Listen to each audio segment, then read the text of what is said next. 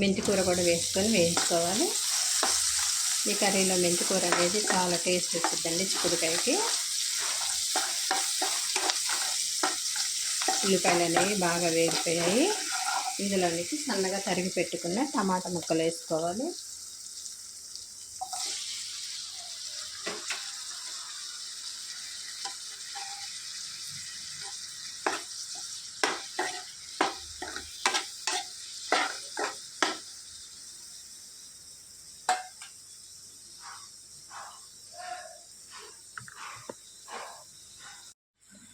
ఇందులోనికి అల్లం వెల్లుల్లి పేస్ట్ అండి ఒక 1/2 టేబుల్ స్పూన్ వేసుకోవాలి.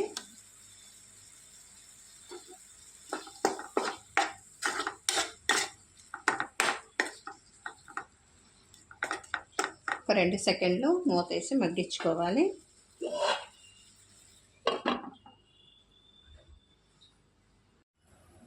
ఒకసారి మూత తీసి చూసుకొని టమాటాలు అనేవి మెత్తబడిపోయాయండి.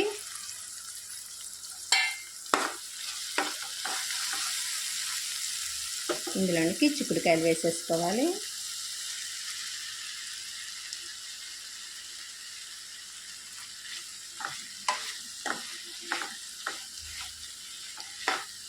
ఒకసారి బాగా కలిపేసుకొని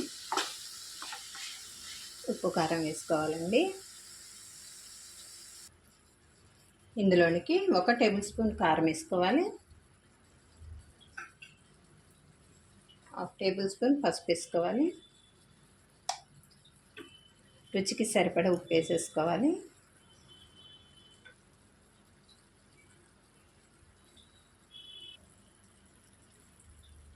ఒక 1/2 టేబుల్ స్పూన్ జీరా పౌడర్ వేసుకోవాలండి.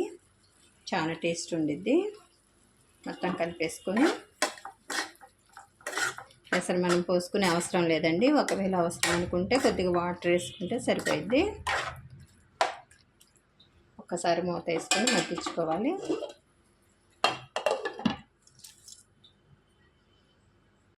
ఒకసారి మూత తీసుకొని కొద్దిగా గరం మసాలా వేసుకోవాలండి పైన. మంచి స్మెల్ అది మంచిగా రావడానికి పైన కొత్తిమీర వేసుకోవాలి. కొత్తిమీర మూలాన రుచి అన్నది రెట్టింపు అయితే మంచి స్మెల్ వచ్చింది. ఇప్పుడు మూత వేసేసుకోవాలండి. అయిపోయిందండి. సులువుగా ఈజీగా టేస్టీగా చిక్కుడుకాయ కూర అండి.